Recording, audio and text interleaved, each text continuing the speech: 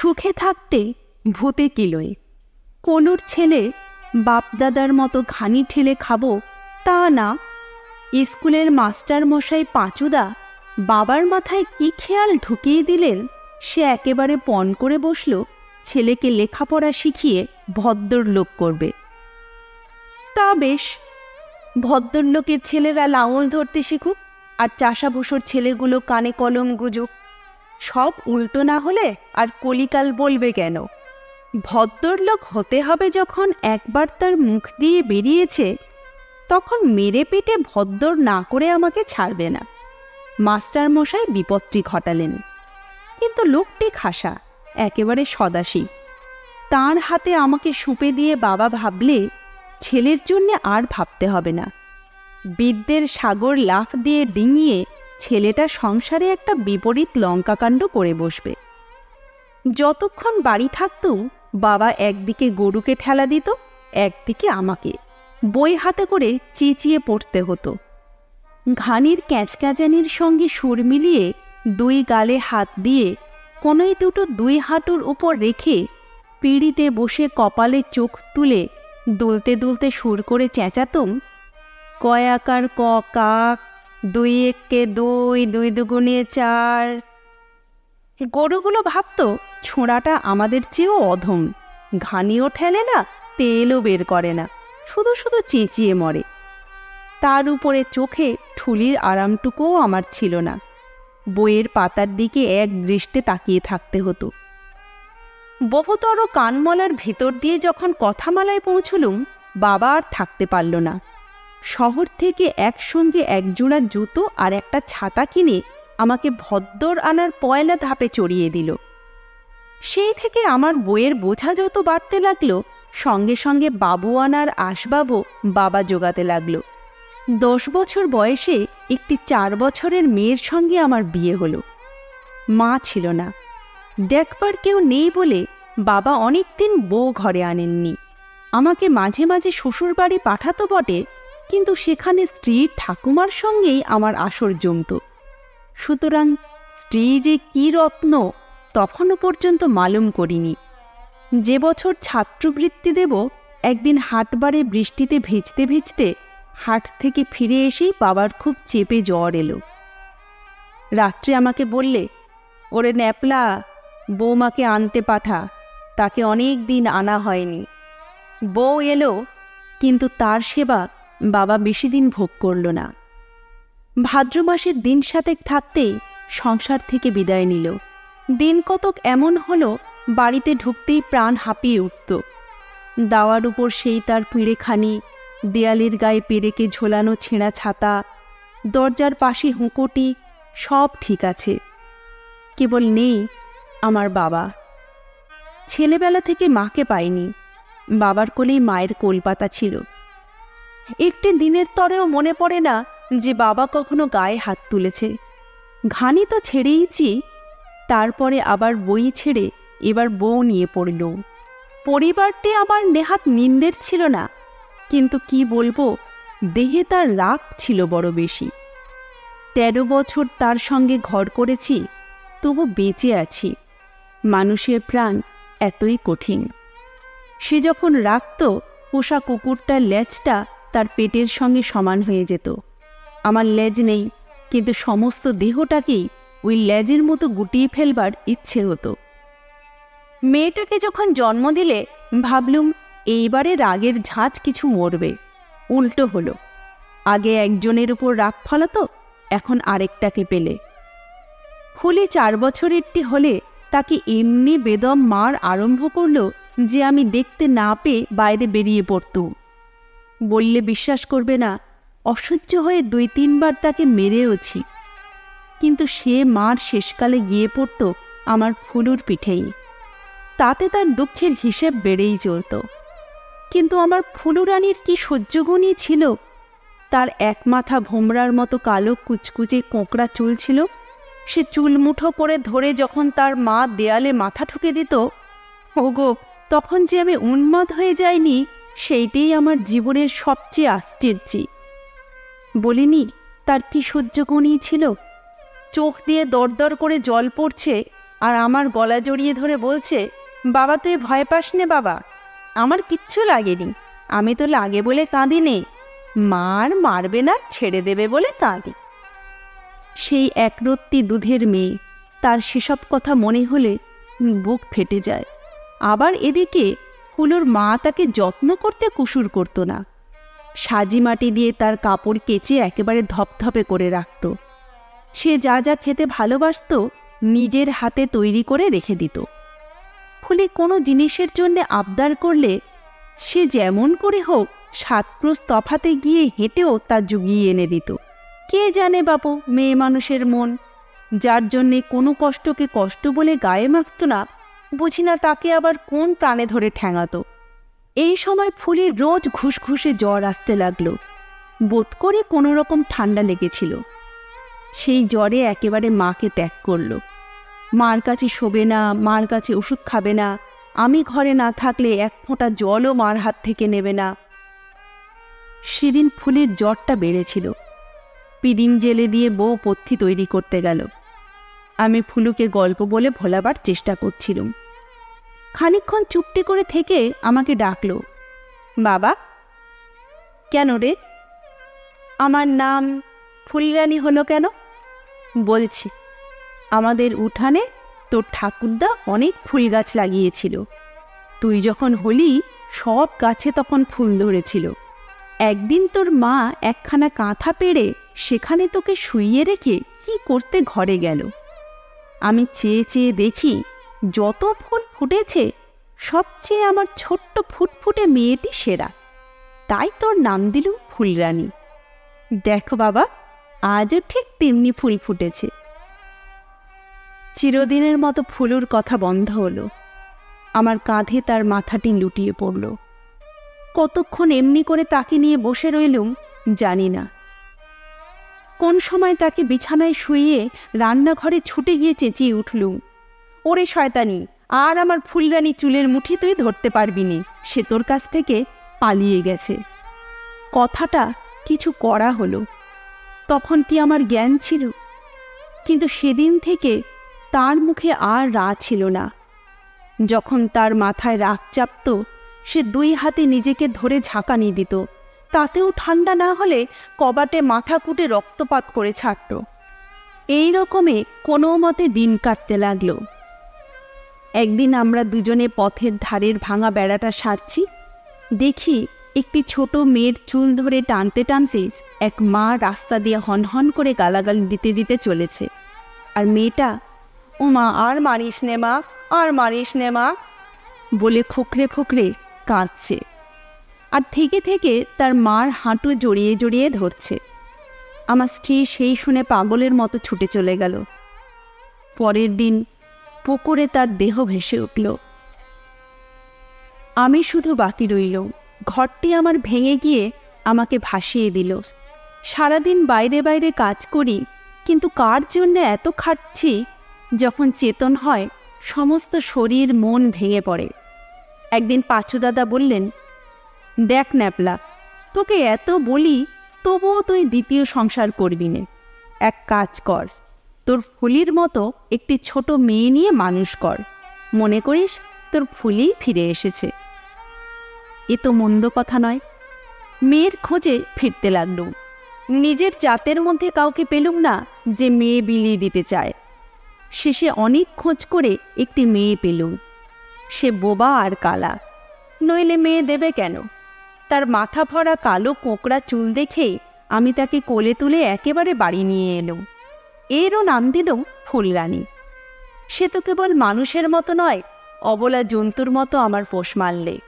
যেখানে যাই সঙ্গে সঙ্গে ফিরত। এক মুহূর্ত আমাকে ছেড়ে থাকতে চাইত না। সে কখন আপনা আপনি আমার ঘরের কাজ বাগানের কাজ শিখে নিল। দিনের মধ্যে কখনো তার হাত কামাই যেত না। এ মেয়েকে তো কেউ বিয়ে করবে না। মনে মনে ভাবলুম, ভালোই হলো, কোনোদিন কেঁদে আমার ঘর থেকে ওকে বিদায় করতে হবে না। কিন্তু পাঁচু দাদা আমার মনের মধ্যে বড় একটা ধোঁকা লাগিয়ে দিলে। সে বললে, মানুষের প্রাণ পাখি কখন আছে কখন নেই। তুই যদি খামোখা মারা যাস তাহলে ও মেয়ের গতি কি হবে? সে তো ঠিক কথা। এই যে গদাই, এত বড় জোয়ান, আমার চেয়ে 5 বছরের ছোট, 3 দিনের জ্বরে মারা পড়ল। কখন যে কি হয় বলা যায় কি? আমার অভাবে ওই বোবাকালা মেয়ের দিকে তো কেউ ফিরে তাকাবে না। তাকে বললেন, পাঁচু দাদা, একটা পরামর্শ দাও। পাঁচু দাদা বললে, কলকাতায় বোবাকালাদের শেখাবার জন্য ভালো স্কুল আছে, তুই ফুলিকে সেই স্কুলে ভর্তি করে দে। সেখানে ওকে লিখতে পড়তে শেখাবে আর হাতের কাজ শিখিয়ে দেবে যে ও নিজের গুজরান নিজেই চালাতে পারবে। মন ঠিক করতে অনেক দিন লাগলো। কাছের ধনকে কিছুতেই কাছে রাখতে পারিনি, এমনি আমার কপালের লিখন। দীর্ঘ নিঃশ্বাস ছেড়ে বললেন, আচ্ছা, কলকাতাতেই পাঠিয়ে দেব। ও যদি আমার সেই ফুলিই হতো, তাহলে এতদিনে তো ওকে শ্বশুরবাড়ি ঘর করতে যেতে হতো। আমাকে ছেড়ে যেতে হবে বলে মেয়েটা তো কদিন ধরে আমার সঙ্গে কেঁদে কেঁদে ফিরতে লাগলো। বোবার কান্না বড় দুঃখের কান্না, সে কিছুতেই সহ্য করতে পারা যায় না, কিন্তু সেও আমি সইলুম। একদিন পাঁচু দাদাকে সঙ্গে করে নিয়ে আমার ফুলুকে কলকাতার স্কুলে দিয়ে এলুম। চলে আসবার সময় সে আমার চাদর চেপে ধরে আমার মুখের দিকে চেয়ে রইল। তখন আমার চোখের জল আর কিছুতেই থামতে চায় না। পাঁচু দাদা যদি না থাকতো, তাহলে তখনই মেয়েটিকে ফিরিয়ে আনতুম। আবার আমার ঘর খালি, কিন্তু এবারকার এ ফাঁকাটা সে ফাঁকার মতো নয়। এ ফাঁক আবার একটা দিন ভরে উঠবে, কিন্তু দিন তো কাটাতে হবে। ফুলুকে মনে করে তার জন্যে একটি শান বাঁধানো ঘর বানানো। সেই ঘর সাজিয়ে তোলা আমার এক কাজ হলো। আমার স্ত্রী থাকতে আমার যেসব হাঁড়ি কুঁড়ি বাসনকোসন ছিল, এতদিন তার কোনো আদর ছিল না। সেগুলি আমি মেজে ঘষে মেরামত করে তকতকে করে গুছিয়ে রেখে দিতে লাগলুম। আমার স্ত্রীর গয়না একটা হাঁড়ির মধ্যে ঘরের মেঝের নিচে পোঁতা ছিল। সে আরেকবার আমি খুঁড়ে তুলে নেড়েচেড়ে গুনে গেঁথে ঝেড়ে পুঁছে মনে মনে ফুলিকে দান করলুম। ভালো দেখে রবি বর্মার ছবি কিনে দেয়ালে টাঙিয়ে দিলুম। একটা মেদিনীপুরের মাদুর এনে তার তক্তাপোষের উপর পাতলুম। মনে মনে ভয় ছিল, কি জান, কলকাতা থেকে ফিরে এলে মেয়ের যদি আমাদের ঘরদুয়োর পছন্দ না হয়। আমাদের পাড়ার জটাধর রায় এসে উঁকি মেরে বলে, কি নেপাল খুড়ো, ঘরে তোমার লাট সাহেবের নেমন্তন্ন আছে নাকি? আমি হেসে বলি, আর কি ভাই, কলিকালে সবই উল্টোপাল্টা। আমাদের বামুনপাড়ার চাটুজ্যেদের ছেলেরা এসে আমার ঘর দেখে জ্বলতে থাকে। তাদের ভাবখানা এই, দেখেছ, একবার কলুর বেটা অক্ষর লিখতে পড়তে শিখে একেবারে নবাব হয়ে উঠেছে। আমি কথাটি কইনি।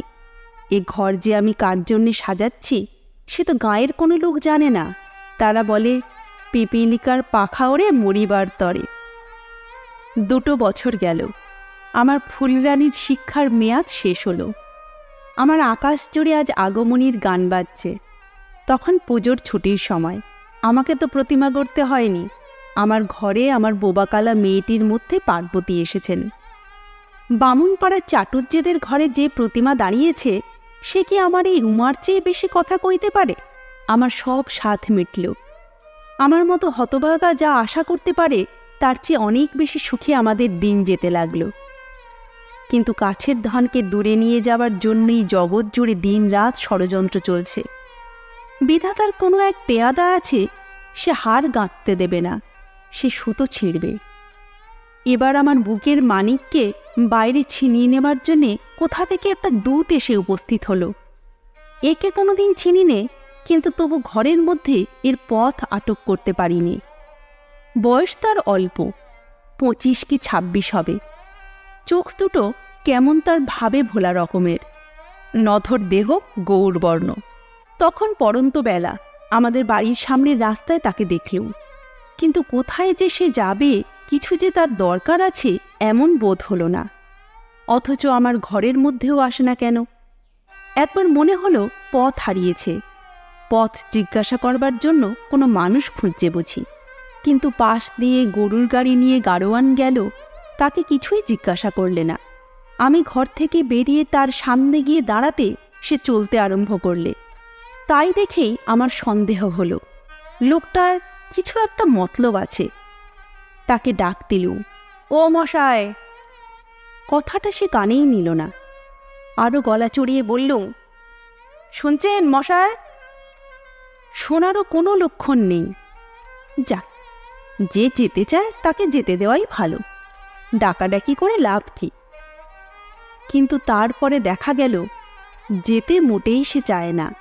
আর ডাকাডাকি যে আমি করছি তা নয়, যে জায়গা থেকে ডাক আসছে ঠিক সে জায়গাতেই সাড়াও মিলছে। সব কথা ক্রমে বলছি। আমার ফুলুর মুখে কথা নেই, কিন্তু কোনোদিন হাসির অভাব ছিল না। তার চোখের কালো তারার মধ্যে পর্যন্ত হাসি।